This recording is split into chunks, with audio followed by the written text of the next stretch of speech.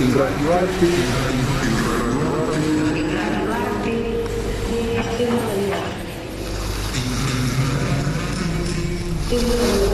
El radioarte es la inspiración que se le hace al receptor, al oyente, al escucha, a que pueda configurar un escenario propio. Se apela mucho al aspecto subjetivo del radialista, de la persona que elabora esta pieza. Debe ser armónico, tiene que sonar bien. Es un género totalmente libre en su construcción. Totalmente libre en su construcción.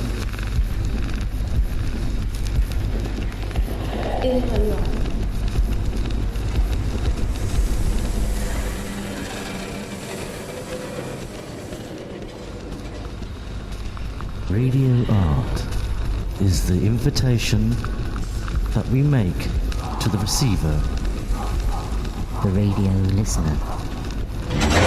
Time to configure the space of their own. We appeal to the person who creates the piece, the artist's subjectivity. It has to be harmonic. Los ingredientes con los que vamos a trabajar son los elementos del lenguaje, con música, con efectos, con la voz, la palabra y con el silencio. It has to sound good. It is a completely free genre when it comes to framework.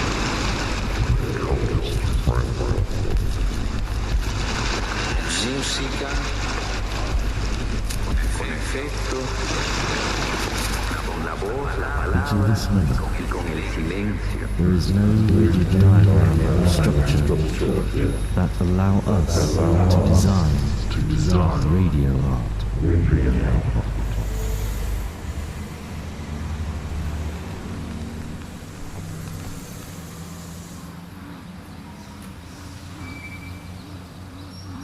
You're listening to the noise, the message.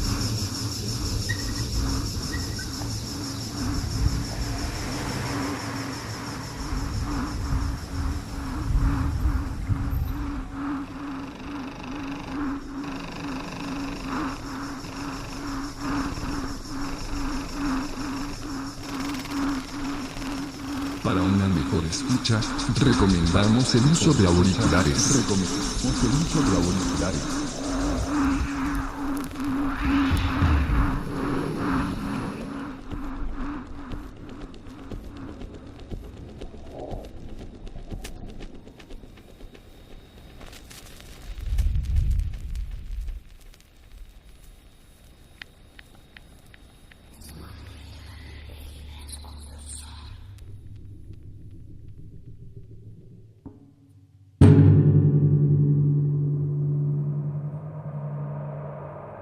Soy Olivia Louvel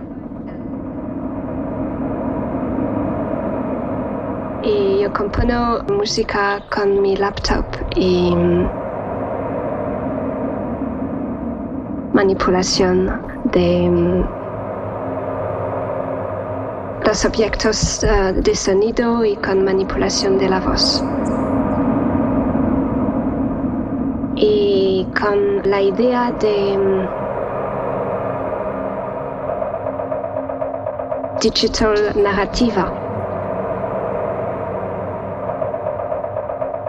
Yo vivo en Inglaterra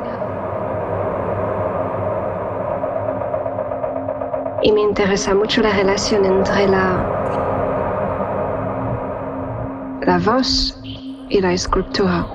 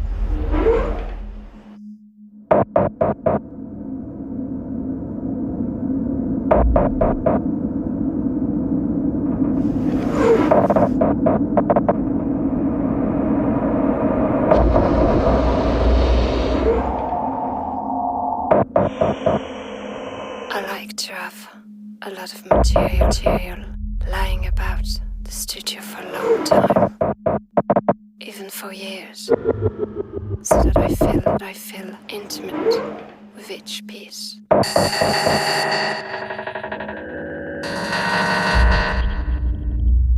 I've always been interested in oval or ovoid shapes. The degree of finish or polish should be intuitive. I like to have a lot of material lying about the studio, even for years, so that I can feel intimate with each piece. Cut, sculpt, cut, sculpt, cut, sculpt.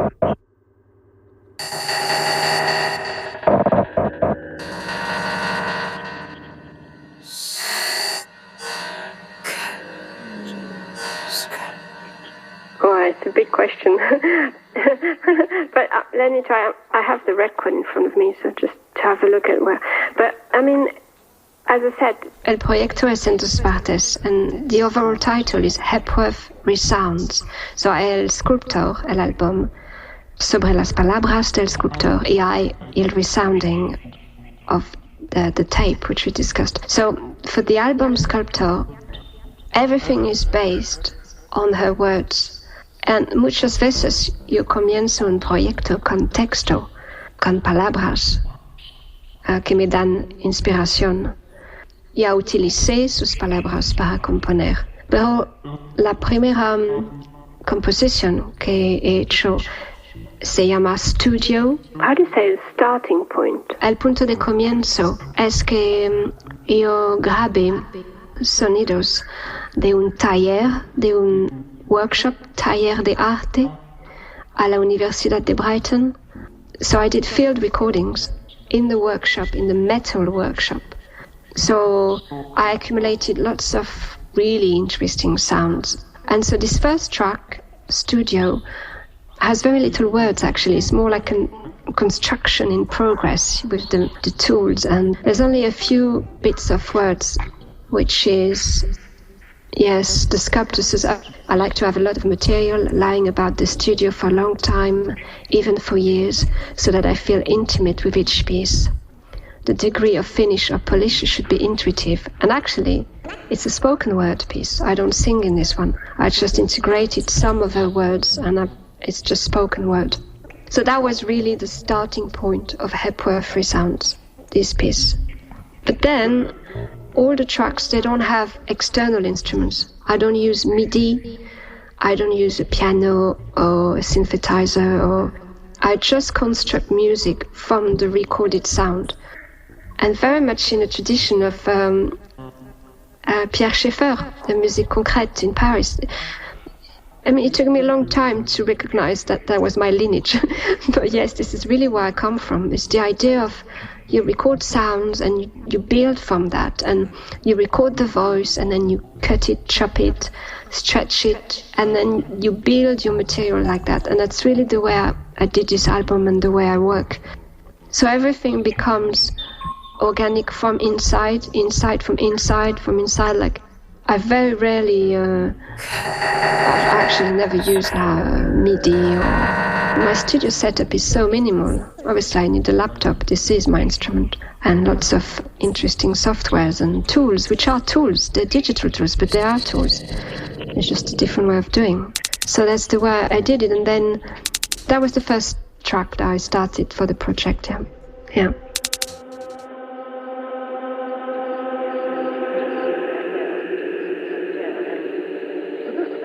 I think every sculpture must be touched.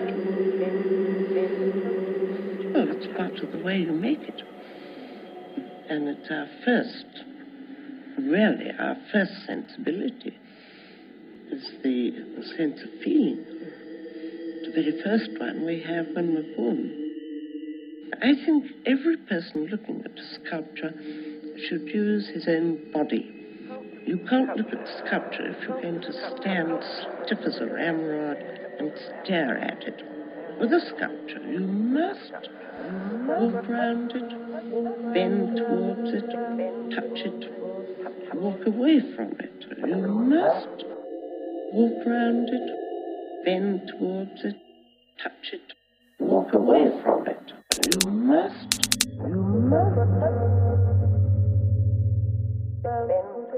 walk away from it. You must walk around it, bend towards it, touch it, Walk away from it.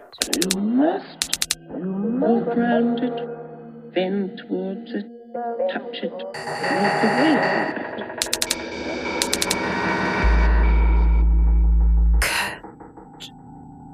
it. Walk away from it. You must walk around it, bend towards it, touch it, walk away from it. You must Walk around it, bend towards it. Walk away from it. You must Walk around it, bend towards it. Walk away from it. Walk around it, bend towards it. touch it. Walk away from it. You must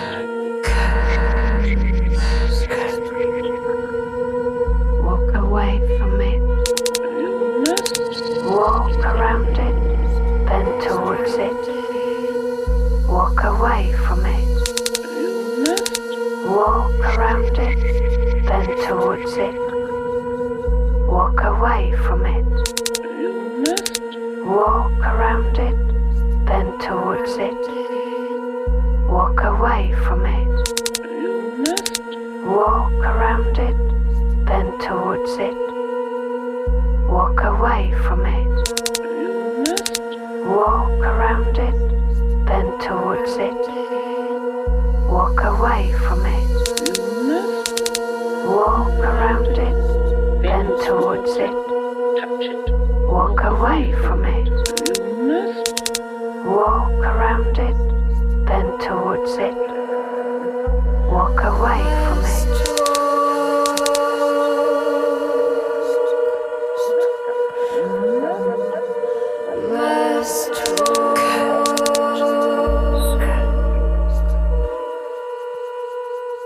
Walk away from it.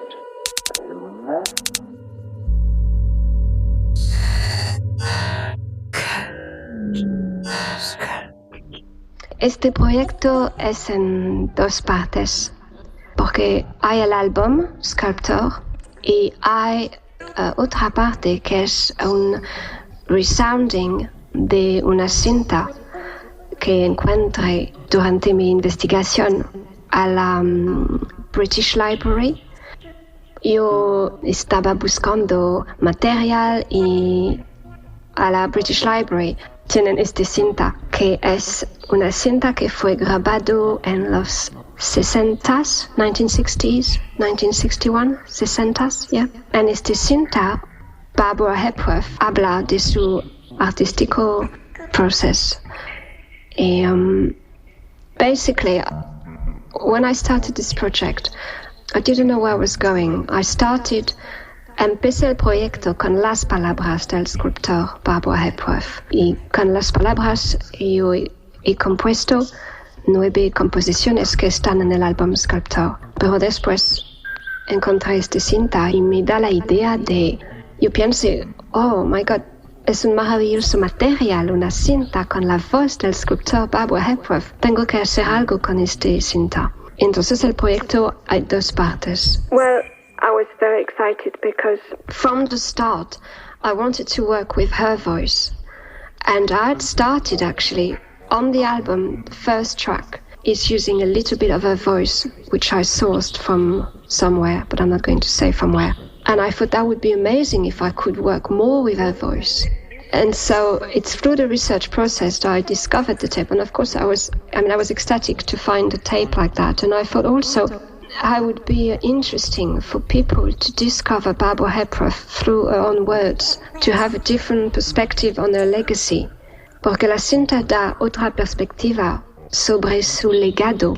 La gente conoce a Barbara Hepworth porque han visto the sculptures, pero descubrir su voz, charla de su artístico proceso, es otra cosa, es muy directo. That's the beauty of being able to record, and the beauty of technology. Basically what happens is that I obtained the tape from the British Library and, well, not the tape, so I obtained photographs of the tape because the file has been digitized because in the 1960s it's open reel tape. So I worked from the digitized file, but I was given by the people at the British Library, I was given photographs of the actual tape, and I tried to work out which device, if it was an Agra or who.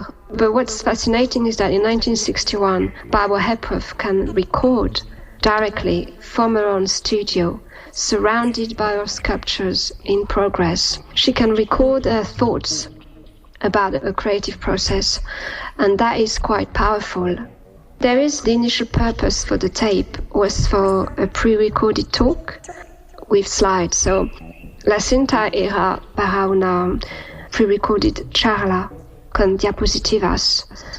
Pero since that moment, la cinta tape's been sitting at the British Library as archived, and so it's been muted in waiting for someone to reopen the box and play it. So for me it was very exciting to find the existence of that tape. Pandora's box. Yeah. When I got the file from the tape, it was a long process to obtain the file, and I was fortunate that the trustee of the Hepworth estate, Sophie Bowness, who's her granddaughter, gave me the authorization to obtain the file, because you can't just get the file like that from the British Library. So it took a while, and when I finally got the file, it was a little bit daunting at first, because I was nervous to start working with it. But it was a huge amount of work because the tape's duration is over 30 minutes and my duration is 35 minutes, so it was quite a lengthy process and it took some time. Textile designing is more than patterning. Color and form go hand in hand. Brown fields and green hills cannot be divorced from the earth's shape. A square becomes a triangle. A triangle, a circle, a circle, an oval, by the continuous curve of folding, and return always to the essential human form, the human form in landscape.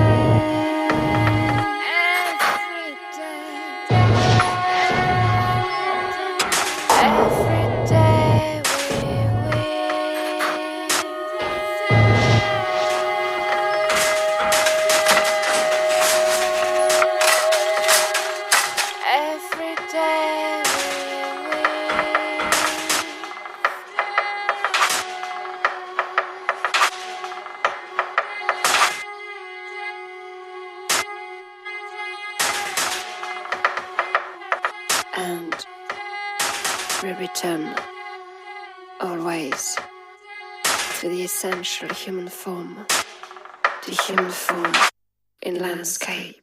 Yes, as I said, I didn't have the tape in hand because I worked from a digitized file. Trabajé con la digitización de la cinta. La British Library no me ha dado la cinta física, pero me ha dado la versión digital, porque la versión física has to stay. Hay que quedarse en el British Library. La cinta no puede salir de la British Library, pero yo tengo el digital file de la primera grabación de la cinta. Sí. But I didn't clean anything. How can I say that in Spanish? Yo trabajé con los clics. Yo trabajé con el ruido de la cinta. Yo trabajé con los defectos de la cinta. Porque no podía cambiar la textura de la cinta. La cinta es un viejo material de los 60s. Hay un montón de clics, un montón de scratch. Hay momentos, there are times where the tape is damaged. Actually, when she talks of the war, there's a moment where she speaks the 1939 bombing in London, and there the tape is damaged. So I wasn't going to try to repair the tape. I had to work with the defaults, with the grainy textures, with the noise of it, and just embrace it. It was a long process. It was a long process. Yeah. A woman artist, not deprived, not deprived. A woman artist, not deprived, not deprived, not deprived. A woman artist. A woman artist.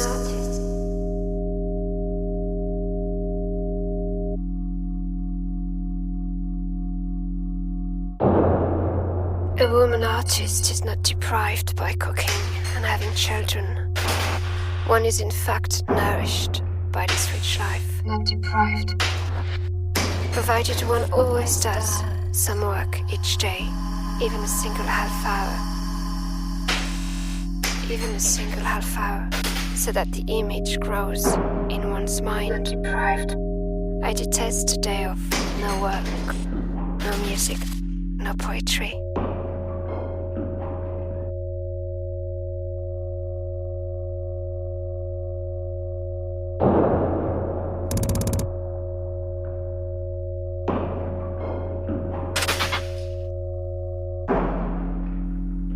So that the image grows in one's mind.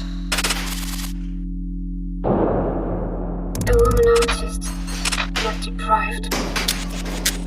So that the image grows in one's mind, not deprived.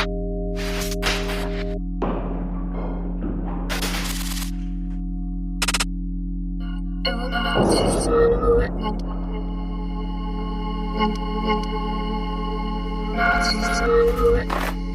deprived by cooking and having children. One is in fact nourished by this rich life, provided one always does some work each day, even a single half hour, so that the image grows in one's mind, A woman artist. A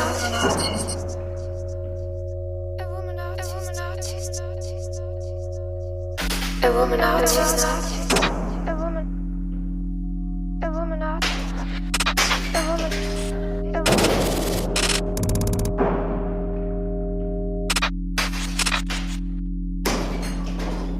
So that the image grows in one's mind.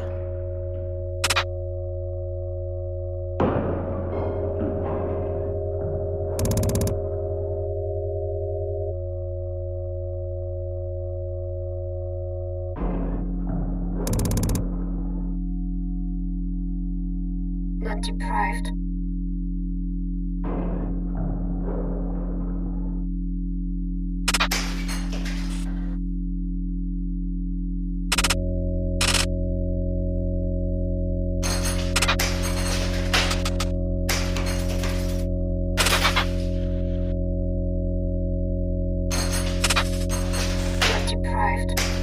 Not deprived.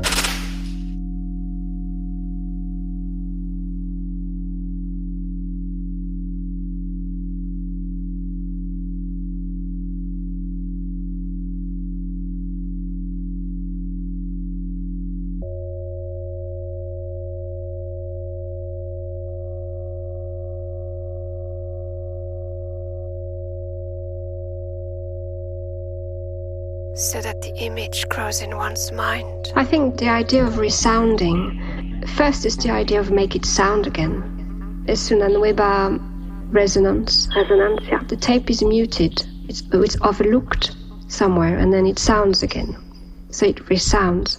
And there's the idea also that it reverberates in the space. And then there's the idea also that you relocate a signal, an audio signal, in time and space, because the tape sounded once in a workshop in St. Ives in Cornwall in 1961. And now it's being relocated in 2020 via the digital platform, because it was broadcast first on Resonance Extra last January, which is part of Resonance FM, in its first version, which I improved considerably after. And then I've done now an audiovisual work, which was published on Vimeo in July. So there's the idea of you're relocating a signal across time and space. And then by doing that, inevitably you are reevaluating the legacy. You're recontextualizing the work for a new audience. So that's what the resounding is the idea of resounding.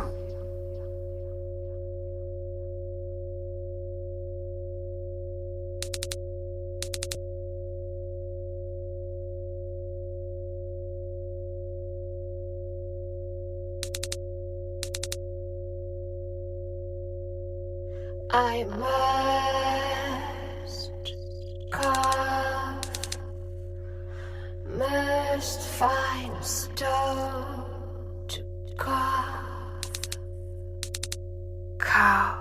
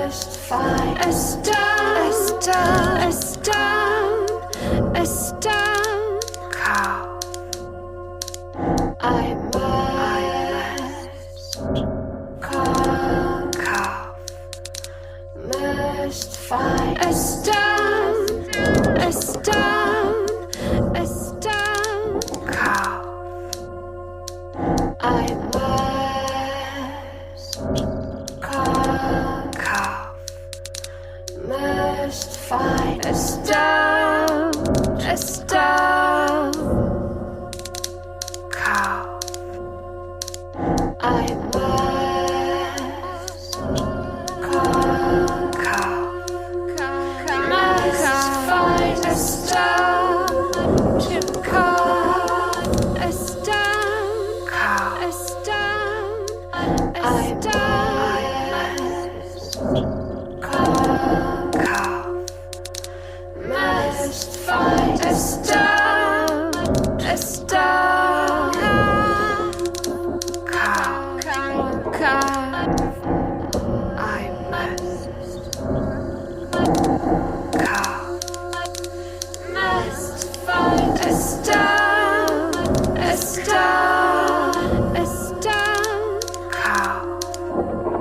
Creo que empecé a trabajar con mi voz cuando era muy joven.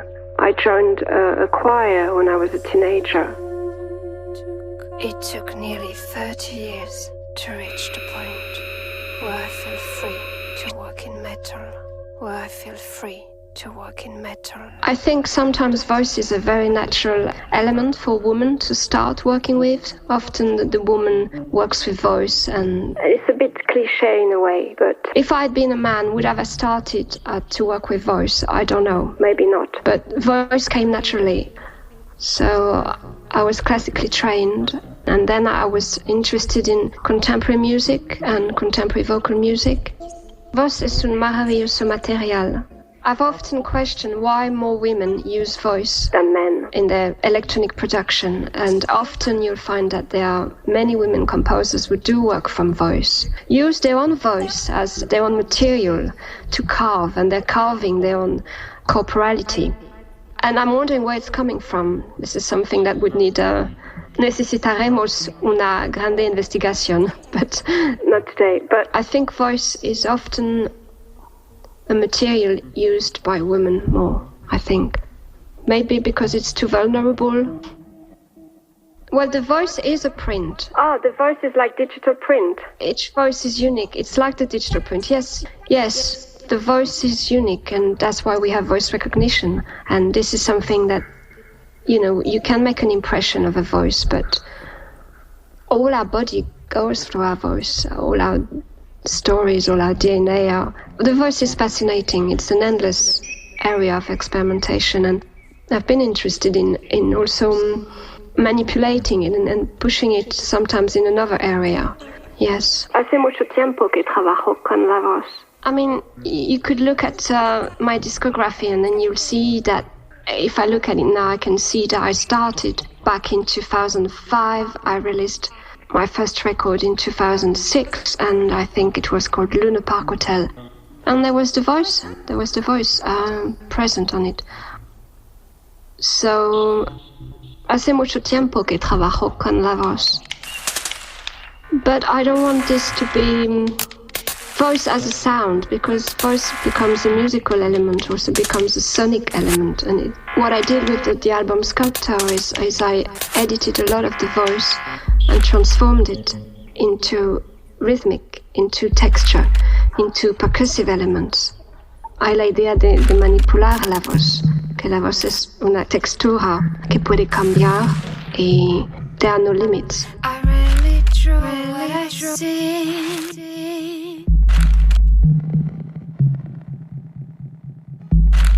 Really try. I draw what I feel in my body.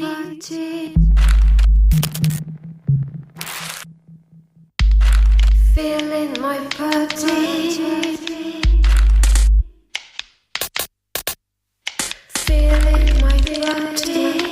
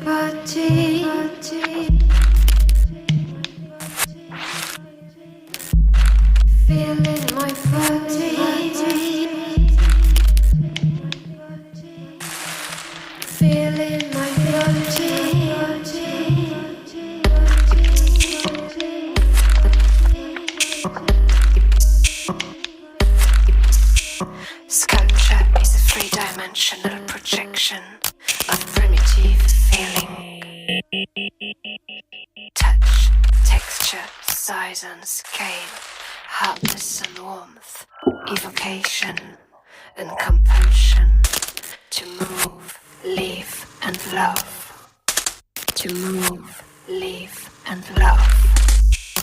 Landscape is strong, it has bones and flesh and skin and hair.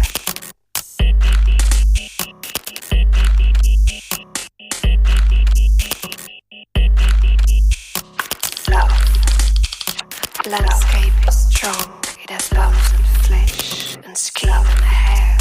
It has age and history and principle behind its evolution.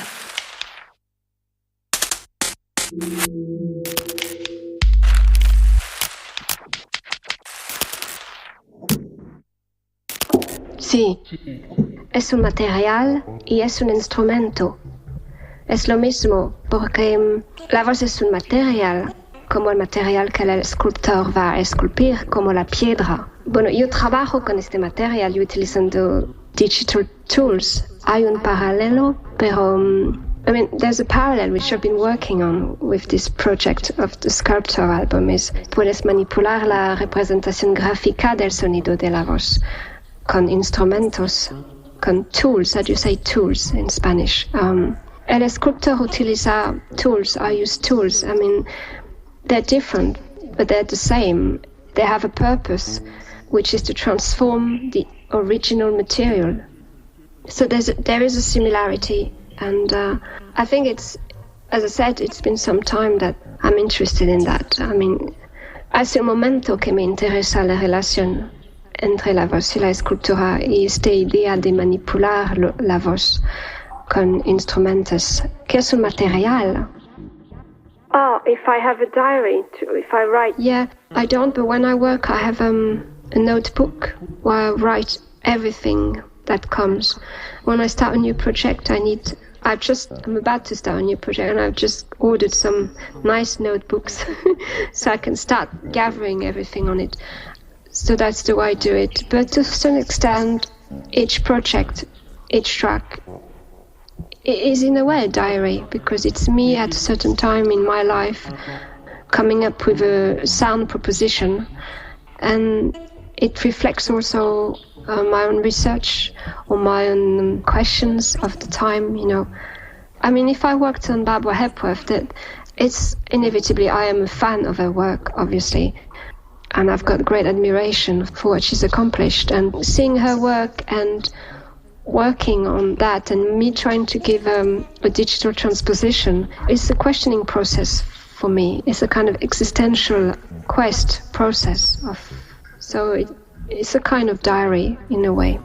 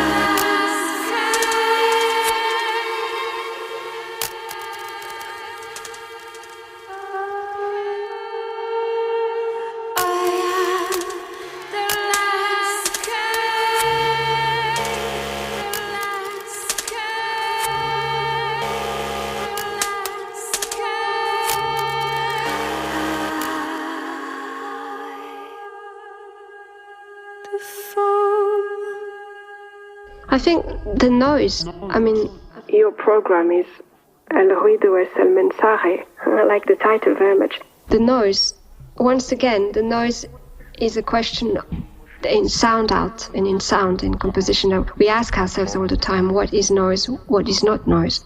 I think that you have to accept that you're working with material. I questioned myself at first. I tried to equalize a lot the voice, to try to reduce some of the frequencies. But I had to do that anyway. I had to equalize a lot because there is noise and there is the other noise there. Even the noise, hay que esculptir el ruido. You have to have the noise, but have it a modified noise. So you just have to modify the noise, but you can't get away from the noise because es muy viejo. So hay ruido, and it's okay. But I increased sometimes the tape click. Sometimes I edited them and the clicks come creating rhythmic, or they come again. Es la primera vez que yo trabajo con un material de archivo. So it was a challenge, yeah. In the context of the tape, I was trying to negotiate some negative moment. When I say negative space moment, space where, for instance, just to give you an example, Barbara Hepworth speaks all the time. Siempre habla en esta cinta. Siempre habla por una duración de 32 minutos. Es mucho y hay momentos. Yo quería silencio, pero yo tenía que decidir. Porque yo no podía cortar su voz demasiado, porque yo tenía que transmitir el mensaje que es su visión, su artistic process. Yo tenía que transmitir that. La transmisión es importante, la transmisión del mensaje. So, at times, I had to remove a little bit some of the text. So I did some editing a little bit to create that negative space so it breathes a bit, so it's not always the voice talking. But it's all right because the tape is already, anyway, a translation of a given reality. The tape was already edited for the first talk that she did in the 1960s. It was edited by Sir Alan Bowness. I think it's the kind of freedom you have to have when you approach material. Hay una tensión entre la necesidad de transmitir el mensaje y la libertad de componer con el material. The sound of a mallet, a hammer, is music to my ears when either is used rhythmically, and I can tell by sound alone what is going on. What is going on? The sound of a mallet. The sound.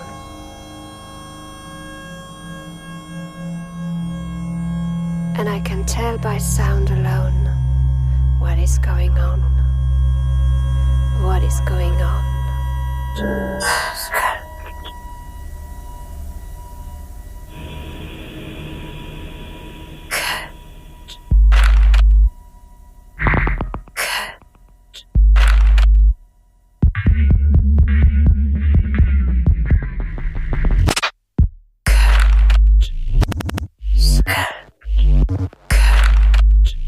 And I can tell by sound alone.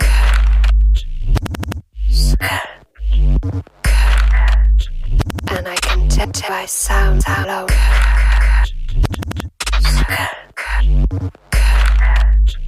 And I can tell by sound alone what is going on.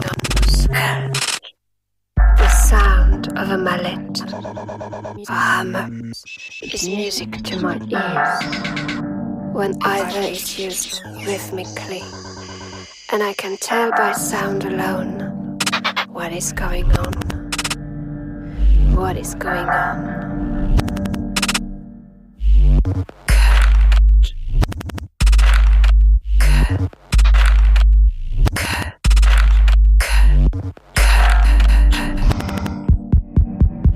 And I can tell by sound alone what is going on. What is going on? The sound of a mallet, a hammer, is music to my ears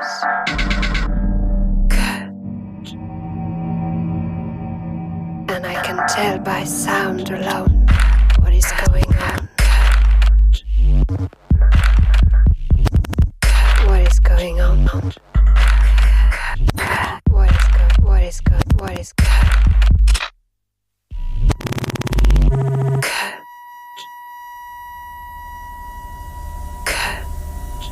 and I can tell by sound alone what is going on. What is going on? What is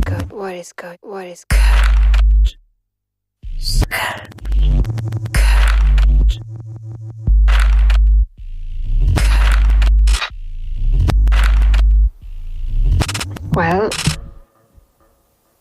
soundscape is composition. It's about soundscape. I mean, you compose, you create a landscape. You create a landscape that connects with elements that are organic or non, so it's... I mean, I'm not a composer that works with pitch or harmony, or I work with sound. This is the way I work. I work directly with sound. And in a way, there is a parallel with a method that Barbara Hepworth used. It's direct carving. How can I say that? Directe sculpture. Direct carving. It was introduced by a sculptor called Constantin Brancusi, and Barbara Hepworth adopted it.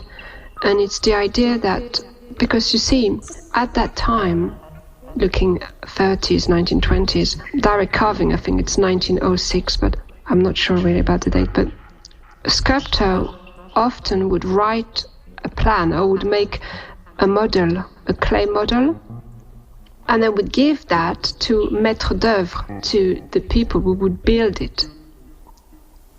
And the difference is with direct carving, la idea es que tú trabajas directamente el material.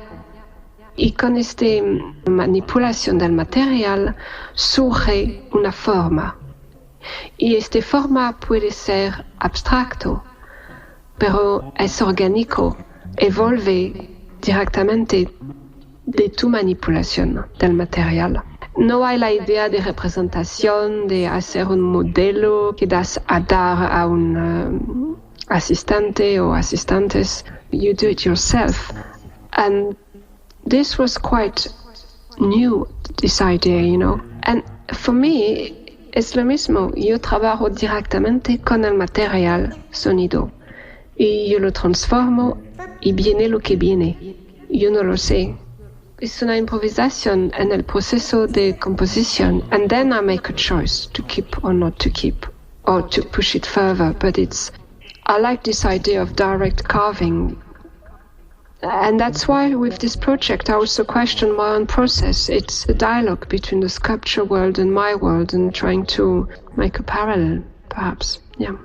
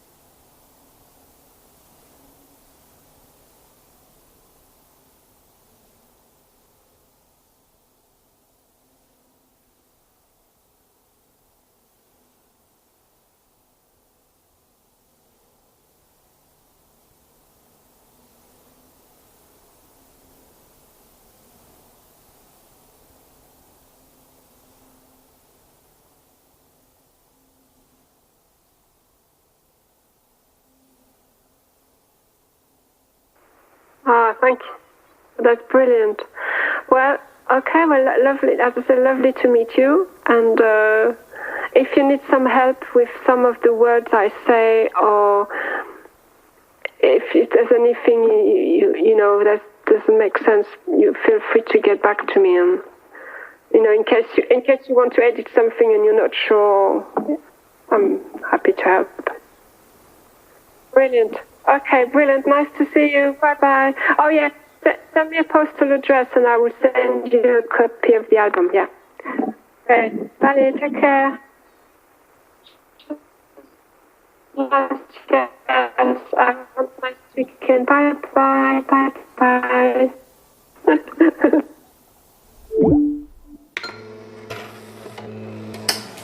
Il rumore, qual era la, non me lo ricordo più? Il rumore è il messaggio. Il rumore è il messaggio. Il rumore è il messaggio.